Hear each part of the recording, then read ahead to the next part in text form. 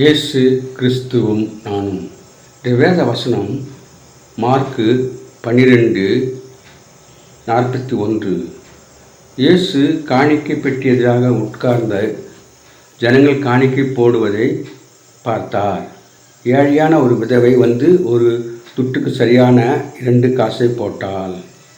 அப்போது அவர் தம்முடைய சீஷர்களை அழைத்து, இந்த ஏழை விதவை அதிகமாய் போட்டாள், இவளோ தன் வறுமையிலிருந்து தன் ஜீவனுக்குண்டான எல்லாவற்றையும் போட்டு விட்டாள் என்றார். அன்பான சகோதர சகோதரிகளே, நாம் காணிக்கை எந்த விதமாக கொடுக்கிறோம் என்று ஆண்டவர் எதிர்பார்க்கிறார். காணிக்கையின் அளவு முக்கியமல்ல, அதை எந்த மனப்பான்மையோடு கொடுக்கிறோம் என்பதே முக்கியமானது. தேவனை நேசிப்பதிலும் அவருக்கு உளமாற நன்றி செலுத்துவதிலும் உற்சாகமாக கொடுக்க வேண்டும்.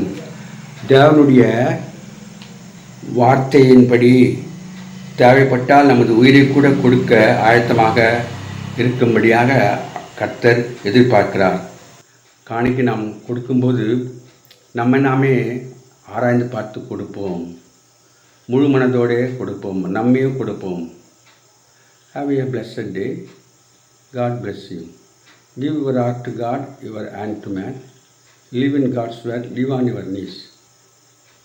Thanks for watching. Like, share, subscribe.